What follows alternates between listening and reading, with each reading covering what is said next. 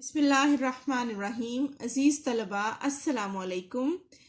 آپ کے first half بک کے حوالے سے 9th کلاس کا جو سلیبس آپ کو دیا گیا ہے اسلامیات کا، اس میں آپ جانتے ہیں کہ آپ کے سمارٹ سلیبس کا سورۃ انفال کا رکوع نمبر 1، 2، حدیث پاک نمبر 1، 2 اور 4 اور موضوعاتی مطالعہ نمبر 1 شامل ہے۔ آپ کے لیکچر کے حساب سے اس جو فرسٹ ہاف بک کا سلیبس ہے اس کو 2 حصوں میں تقسیم کیا گیا ہے۔ پہلے لیکچر کے حوالے سے شروع کرتے ہیں۔ سب سے پہلے جو آپ کے ٹیسٹ چیک کرنے کے ساتھ ساتھ جو آپ کی تمام جو ویک پوائنٹس ہیں ان کو میں ساتھ ساتھ بتاتی جاؤں گی۔ جو سب سے ضروری بات ہے وہ یہ ہے کہ آپ کو آیات کا ترجمہ کرتے ہوئے آپ کو بہت توجہ جو ہے ضرورت ہوتی ہے۔ صفحہ نمبر 7 رکوع نمبر 1 دیکھتے ہیں۔ آپ کو میں نے کلاس کے دوران بھی یہ اس طرح کے چھوٹے چھوٹے حصوں میں آیات کو جو ہے تقسیم کر کے بتایا تھا کہ اگر آپ اس طرح سے چھوٹے چھوٹے جملے بنا کر یاد کریں گے تو آپ کو آیات کا ترجمہ لکھنے میں آسانی رہے گی۔ جیسا کہ دیکھتے ہیں ہم کہ پہلی آیت مبارکہ کے میں نے جو ہے کل 4 اور یہ 5واں حصہ، کل 5 حصے یعنی 5 چھوٹے جملوں میں تقسیم کیا گیا ہے۔ پہلی آیت مبارکہ میں اللہ تعالیٰ فرماتا ہے، مال غنیمت کے بارے میں جو ہے وہ بتایا گیا ہے کہ مال غنیمت جو ہے وہ اللہ اور اس کے رسول کا ہے۔ یہ ایک مختصر حکم تھا۔ اس کے بعد فرمایا گیا ہے کہ اس مال غنیمت کے لیے تم آپس میں جھگڑا مت کرو، اللہ سے ڈرو، اور اگر ایمان رکھتے ہو تو پھر تمہیں اللہ اور اس کے رسول کے حکم پر چلنا ہے۔ اس کے بعد اگلی آیت نمبر یعنی آیت نمبر 2، 3 اور 4 یعنی اگلی 3 آیات میں جو ہے وہ بتایا گیا ہے مومنوں کی نشانیاں، یعنی مومنوں کی کیا صفات ہیں، یہ اگلی 3 آیات میں بتائی گئی ہیں۔ اس کے 5 پوائنٹس آپ کو بارہا کہا گیا ہے کہ اس کے 5 پوائنٹس بنا کر لکھیں۔ سب سے پہلا پوائنٹ کہ جب اللہ تعالیٰ کا ذکر ان کے سامنے کیا جاتا ہے تو ان کے دل ڈر جاتے ہیں مومنوں کے، اور جب ان کے سامنے قرآن کی آیات پڑھی جاتی ہیں تو وہ اپنے رب پر مکمل بھروسہ رکھتے ہیں، وہ نماز قائم کرتے ہیں، اور جو اللہ نے انہیں رزق دیا ہے وہ نیک کاموں میں خرچ کرتے ہیں۔ اس کے ساتھ ہی آیت نمبر 4 میں فرمایا گیا کہ مومن جو ہیں، سچے مومن جو ہیں، اللہ نے آخرت میں ان کے لیے کیا انعام اور درجہ رکھا ہے۔ اللہ نے ان کے لیے بلند درجات اور مغفرت اور اچھا رزق رکھا ہے۔ آیت نمبر 5 میں اللہ تعالیٰ نے فرمایا کہ جب اللہ نے حکم دیا کہ اے مومنوں اپنے گھروں سے نکلو، یعنی مدینہ سے نکلو اور کفار کا مقابلہ کرو، اس وقت مومنوں میں سے ایک جماعت جو ہے وہ خوش نہیں تھی۔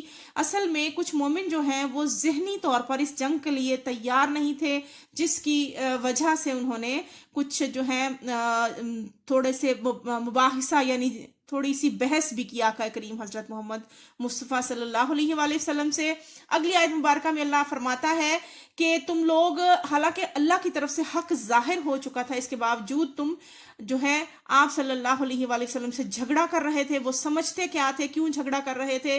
وہ سمجھتے تھے کہ ہم اتنے قلیل سامان جو ہے، یعنی تھوڑا سامان ہے ہمارے پاس جنگ لڑنے کے لیے، ہم ذہنی طور پر بھی، مالی طور پر بھی اور قوت کے لحاظ سے بھی ہم جنگ کے لیے تیار نہیں ہیں، اس لیے وہ یہ جنگ لڑنا نہیں چاہتے تھے۔ تو اللہ فرماتا ہے کہ تم حالانکہ دیکھ رہے ہو ہر چیز کے اللہ نے ہر اپنی بات سے حق واضح کر دیا، اس کے باوجود وہ حق بات میں جھگڑا کر رہے ہیں۔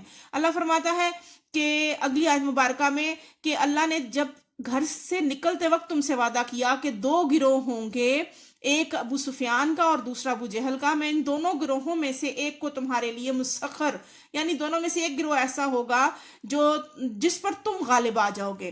اور اللہ فرماتا ہے کہ ان 2 گروہوں کے بارے میں آپ سے سوال بھی آپ کے جو ہے ٹیسٹ میں اور ریویژن ٹیسٹ میں آتا رہا کہ 2 گروہوں سے کیا مراد ہے۔ تو عزیز طلبہ، آپ کو بار بار بتایا گیا ہے کہ آپ نے 2 ہیڈنگز دے کر، ایک یعنی پہلا جنگی گروہ یا تجارتی قافلہ یا جو ہے جنگی گروہ، یہ 2 ہیڈنگز کے ساتھ آپ نے دونوں کی جو اہم پوائنٹس ہیں وہ لکھنے ہیں۔ ان کی تعداد یعنی تجارتی قافلہ جو ہے وہ چند افراد پر مشتمل تھا، جبکہ ابو جہل کا جو لشکر تھا وہ 1000 کی تعداد تھا، اور اس کے علاوہ ابو جہل والے کے پاس جو ہے وہ کثیر تعداد میں اسلحہ اور قوت اور ساز و سامان تھا، جبکہ ابو سفیان والے کے پاس قیمتی ساز و سامان تھا۔ اس کے بعد اللہ تبارک و تعالیٰ فرماتا ہے کہ اللہ فرماتا ہے کہ میرے اس فرمان، یہ جو میں نے تمہیں حکم دیا ہے گھروں سے نکلنے کا، تاکہ میں حق کو حق یعنی اپنی بات سے واضح کر دوں. اور اس جنگ کا ایک سب سے اہم مقصد یہ تھا کہ اللہ تعالیٰ کافروں کی جڑ کاٹ دینا چاہتا تھا، اور اللہ چاہتا تھا کہ وہ باطل کو جھوٹا یعنی ثابت کر دے کہ یہ کافر جو ہیں وہ جھوٹے دین پر ہیں اور آپ لوگ سچے دین پر ہیں. اور جو ہے اللہ کے اس فیصلے سے بہت سے مجرم اور مشرک جو ہیں وہ ناخوش تھے. پھر اللہ تعالیٰ آخری آیت مبارکہ میں فرماتا ہے کہ یاد کرو جب جنگ شروع ہونے سے پہلے حضور پاک صلی اللہ علیہ وسلم تمام رات سجدے میں جو ہے وہ اللہ کی عبادت میں مصروف رہے اور یہ دعا کرتے رہے کہ اللہ تو اپنی مدد سے ہمیں جو ہے وہ غالب فرما. تو اللہ نے پھر مدد کیسے کی؟ اللہ تعالیٰ نے 1000 فرشتے مدد کے لیے بھیجے. اگلی آیت مبارکہ میں اللہ تبارک و تعالیٰ فرماتا ہے کہ میں نے جو ہے وہ اس جنگ کو تمہارے لیے خوشخبری بنایا، اور یہ مدد اس لیے فرشتوں کی بھیجی تاکہ تم اس سے اطمینان حاصل کرو. اور پھر اللہ تعالیٰ فرماتا ہے کہ کوئی اور تمہاری اس دنیا میں مدد نہیں کر سکتا سوائے رب کی ذات کے. اللہ تعالیٰ غالب اور حکمت والا ہے. آپ کو اس سلسلے میں یہ الفاظ مانی، اور نہ صرف یہ الفاظ مانی بلکہ اس رکوع کے باقی کے مشکل الفاظ جیسے بشرا، لتطمئن، النصر، عزیز، حکیم، یہ اس تمام الفاظ کے معنی آپ کو جو ہے بڑے توجہ اور دھیان سے یاد کرنے ہیں. اس کے علاوہ یہ سوال جواب اور یہ مختصر آیات، جب بھی مختصر سوالات میں یہ آیات آئیں، ان کا آپ کو نہ صرف مفہوم لکھ کر پھر ان کی جو ہے تشریح جو ہے وہ بیان کرنا ہوتی ہے. اب ہم دیکھتے ہیں اس لیکچر کے حدیث پاک کے حصہ کی طرف. اس حصے میں آپ 2 پہلی حدیث پاک جو ہیں ان کے جو ہے اچھی طرح مطالعہ کریں گے. یہ اس میں شامل ہیں. سب سے پہلی حدیث پاک: افضل الاعمال لا الہ الا اللہ وافضل الدعاء الاستغفار. یعنی آپ کو متن سے اندازہ ہو گیا کہ یہ حدیث پاک 2 حصوں پر مشتمل ہے. واضح طور پر اس حدیث پاک کے 2 ہیڈنگز بنتی ہیں. پہلا بہترین عمل اور دوسرا بہترین دعا. بہترین عمل میں آپ الہ سے کیا مراد ہے جو آپ کے شارٹ کوسچن میں موجود ہے، آپ اس کو جو ہے وہ اچھی طرح پڑھیں گے.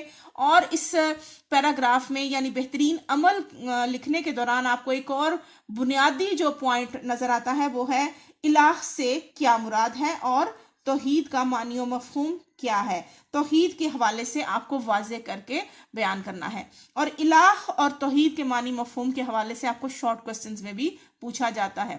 اچھا جی، بہترین دعا کے حوالے سے جو ہے وہ الاستغفار یعنی اپنے دانستہ اور نادانستہ ہوئے گناہوں پر اور غلطیوں پر شرمندہ ہونا اور اس اپنے رب سے معافی مانگنا، یہ اللہ کی نگاہ میں پسندیدہ اور محبوب عمل ہے. اٹھتے بیٹھتے انسان کو استغفار کو معمول بنانا چاہیے.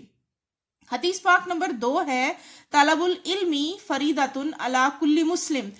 رسول پاک صلی اللہ علیہ وسلم نے فرمایا کہ علم کی طلب ہر مسلمان مرد اور عورت پر فرض ہے. اس حدیث پاک میں جو ہے وہ علم حاصل کرنے کی اہمیت کو بیان کیا گیا ہے. یعنی علم کے حوالے سے آپ اس میں کوٹیشن جو ہے وہ یہ بھی دے سکتے ہیں کہ حضور پاک صلی اللہ علیہ وسلم کو اللہ تعالیٰ نے خود یہ دعا سکھائی کہ کل ربی زدنی علما. اس کے علاوہ اشرف المخلوقات ہونے کا، اور اس کا پیراگراف فرسٹ جو ہے پہلا پیراگراف شروع کرنے سے پہلے آپ اس کی ہیڈنگ دے سکتے ہیں کہ انسانی فطرت کا بنیادی تقاضا ہے کہ اسے اچھی اور بری ہر بات کے بارے میں معلوم ہو. دوسرا اس کا جو پوائنٹ ہے وہ آپ کو لکھوایا جا چکا ہے کہ ہمارے ملک میں تعلیم کا تناسب کیا ہے اور کس ریشو سے لڑکیوں اور لڑکوں کے مدارس ہیں، اور ہمیں نہ صرف لڑکوں کی تعلیم پر توجہ دینی چاہیے بلکہ لڑکیوں کی تعلیم و تربیت کا بھی خاص اہتمام کرنا چاہیے. اس کے بعد آخری جو 2 اس کے جملے بنتے ہیں، ایک اس صفحہ نمبر 49 پر اور ایک 50 پر، ان دونوں کی جو ہیڈنگ ہوگی وہ ہے فرائض سے آگاہی. یعنی ہر انسان کو جب تک اس کو علم ہی نہیں ہوگا کہ اس کے ذمے کیا کیا فرائض ہیں تو وہ ادا کیسے کر پائے گا. اس لیے فرائض سے آگاہی کے لیے ہمیں علم کی جستجو کی راہ پر گامزن ہونا ضروری ہے. موضوعاتی مطالعہ کے حوالے سے قرآن مجید کا تعارف حفاظت اور فضائل جو ہے وہ آپ کے فرسٹ ہاف بک میں چونکہ شامل ہے، اس لیے سب سے پہلے آج کے لیکچر میں ہم اس کا ابتدائی حصہ یعنی تعارف کے حوالے سے پڑھیں گے۔ تعارف کے لیے ضروری نہیں کہ آپ صرف اسی کتاب کے مٹیریل پر جو ہے وہ ریلائی کریں، بلکہ آپ کو یہ تو خصوصاً یاد کرنا ہی کرنا ہے، اس میں مزید جو ہے آپ اپنی طرف سے اضافی معلومات جو آپ کو اسلامیات کے حوالے سے، قرآن پاک کے حوالے سے جو آپ نے اب تک پچھلی کلاسز میں پڑھا ہے، وہ تمام معلومات آپ اس میں مٹیریل لکھ سکتے ہیں۔ اس کا سب سے پہلا جو پوائنٹ بنتا ہے وہ ہے تخلیق کا مقصد، یعنی آپ کو ابتدائی جو ہے جملے پڑھنے سے یہ اندازہ ہوگا کہ اللہ تعالیٰ نے ہم سب کو جو ہے تخلیق نہ صرف کیا، بلکہ اس نے ہماری جسمانی اور فطری تمام ضروریات کو پورا کرنے کے لیے اس نے مادی وسائل پیدا کیے۔ ہمارے ذہن اور روح کی نشو و نما کے لیے اس نے کیا اہتمام فرمایا؟ اس نے سب سے پہلے انسان کو خیر اور شر میں فرق کرنے کی صلاحیت عطا کی، اور اس کے لیے اس نے اس کے اندر ضمیر کی آواز رکھی، اور اس کے لیے اس نے کیا کیا کہ ہماری رہنمائی کے لیے ہر دور میں کامل رہنمائی کا ذریعہ انبیاء کرام کو بنایا۔ اور انبیاء کرام کو کیسے رہنمائی عطا کی؟ کتابوں کے ذریعے، یعنی اپنی وحی ان پر نازل ہوتی رہی ہر دور میں، اور وہ وحی جو ہے اللہ تعالیٰ کی حضرت جبرائیل علیہ السلام لے کر آتے رہے، اور وہ اللہ کے جو نبی ہیں، انبیاء ہیں، وہ اپنی قوم کو جو جن کی طرف مبعوث کیے گئے، ان کو وہ اللہ کا پیغام سناتے رہے کہ اللہ ایک ہے، اس کے سوا کسی کو اللہ کے ساتھ شریک نہیں ٹھہرانا چاہیے۔ یعنی اس کے بعد جو اگلا پوائنٹ آئے گا تخلیق کا مقصد کے بعد، وہ ہے انبیاء کرام کا مبعوث کرنا۔ اس کے بعد آپ صلی اللہ علیہ وآلہ وسلم سے پہلے تقریباً 1,24,000 اللہ تعالیٰ نے پیغمبر جو ہے مبعوث فرمائے۔ حضور پاک صلی اللہ علیہ وآلہ وسلم نبیوں کے سردار ہیں، اور آپ صلی اللہ علیہ وآلہ وسلم سب سے آخر میں تشریف لائے۔ آپ کے ساتھ ہی، آپ کی تشریف آوری کے ساتھ ہی اللہ تعالیٰ نے نبوت کے دروازے بند کر دیے۔ اللہ تعالیٰ نے آپ کو نہ صرف آخری نبی بنا کر بھیجا، بلکہ قرآن پاک کو آپ پر نازل فرمایا، اور قرآن پاک مکمل رہنمائی کا ذریعہ ہے۔ اللہ تعالیٰ نے خود فرما دیا کہ قرآن بھیجا ہم نے، اور قرآن کے بھیجنے کے ساتھ ہی اس میں تمام معلومات جو ہیں وہ مکمل اور جامع ہیں۔ اب قیامت تک کوئی بھی شخص اگر رہنمائی حاصل کرنے کا طلبگار ہوگا تو اسے رہنمائی کے لیے کس چیز کا مطالعہ اور کس چیز کی پیروی کرنی پڑے گی؟ قرآن پاک اور سیرت النبی کی۔ یہ اللہ تعالیٰ کی آخری کتاب ہے جو اس میں کچھ ایسی معلومات ہیں جو اس میں پوائنٹس وہ درج نہیں ہیں، یعنی قرآن پاک کتنے عرصے میں نازل ہوا، اور یہ اللہ کی آخری کتاب ہے، اور یہ تمام بنی نوع انسان کے لیے ہدایت کا دائمی ذریعہ ہے۔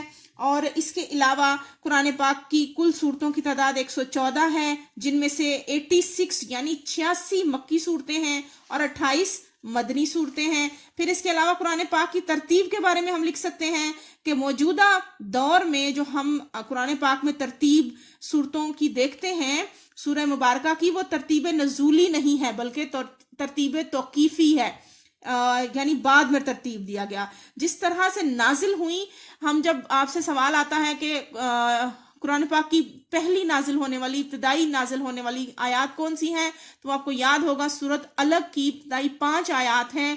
اقرأ باسم ربک الذی خلق، یہ قرآن پاک کی ابتدائی یعنی پہلی نازل ہونے والی یہ پہلی 5 آیات ہیں، وہ جو اس ترتیب سے لکھی جائیں گی۔ جب قرآن پاک اقرا سے شروع ہو تو وہ قرآن پاک کی ترتیب نزولی ہوگی، جبکہ الحمد سے والناس تک جو ہے وہ ترتیب توقیفی ہے۔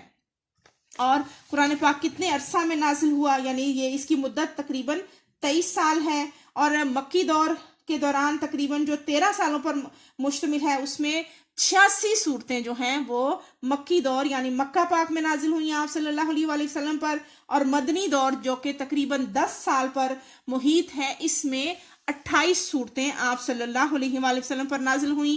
قرآن پاک کے 540 رکوع اور تقریباً 6666، حالانکہ اس میں اختلاف ہے، لیکن کل آیات کی تعداد جو ہے وہ ہم تک یہی پہنچتی ہے۔ اور قرآن پاک کی کون سی صورت ایسی ہے جس کے شروع میں بسم اللہ الرحمن الرحیم نہیں ہے؟ وہ سورۃ توبہ ہے، جبکہ سورۃ نمل میں جو ہے وہ بسم اللہ الرحمن الرحیم 2 مرتبہ موجود ہے. یہ تمام آپ اس میں ایڈ کر سکتے ہیں. اس کے علاوہ اس کا اگلا پیراگراف دیکھیں تو اللہ تعالیٰ نے ہر دور میں پچھلی امتوں پر انبیاء کرام مبعوث فرمائے اور ان میں سے بعض پر اپنی کتابیں نازل فرمائیں. یعنی 4 مشہور کتابیں ہیں: تورات، زبور، انجیل اور قرآن پاک. پھر اللہ تعالیٰ نے فرمایا کہ میں نے اس قرآن کو جو حق لے کر یہ کتاب آئی ہے، اس سے پہلے جو اس آسمانی کتابیں نازل کی ان کا وہ اپنی اصلی حالت میں موجود نہیں تھیں اور ان کے بارے میں مختلف قسم کی جو ہے وہ باتیں مشہور تھیں اور ان میں مختلف قسم کی تبدیلیاں کر دی گئیں. تو قرآن پاک جو ہے وہ اپنے سے پہلے نازل شدہ کتابوں کی تصدیق کرنے والی ہے.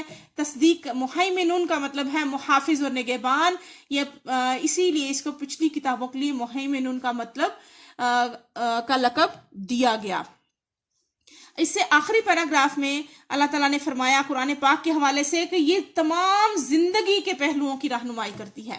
یعنی ہم اپنی انسانی زندگی کے حوالے سے کسی بھی پہلو کے بارے میں رہنمائی حاصل کرنا چاہیں، چاہے وہ خیر و شر کے بارے میں ہو، حلال حرام کے بارے میں کوئی مسئلہ جاننا ہو، اخلاقی تعلیمات کے بارے میں کچھ جاننا ہو، یا پھر ہمارے کوئی اجتماعی اور معاشرتی حقوق کا کوئی بھی حوالہ یا فرائض کو کوئی جاننا چاہتا ہو، اور اپنے معاملات جو ذاتی معاملات ہیں ان کے بارے میں اگر کسی نے جاننا ہو تو قرآن پاک میں جامع تعلیمات موجود ہیں. یہ اس قرآن پاک میں رہنمائی کا وہ خزینہ ہے اور وہ معلومات ہیں جن کا جاننا انسان کے لیے ضروری ہے اور جن کے جاننے کا انسان کے پاس قرآن کے علاوہ اور کوئی دوسرا ذریعہ نہیں ہے. یہ ہے قرآن پاک کا تعارف جو آپ کو پیپرز میں صرف قرآن پاک کا تعارف کے حوالے سے آئے تو آپ اس کو ود ہیڈنگز جو ہے وہ ڈیٹیل کے ساتھ لکھ سکتے ہیں. اس کے ساتھ ہی ہم سب کا اللہ حامی و ناصر ہو. اللہ حافظ.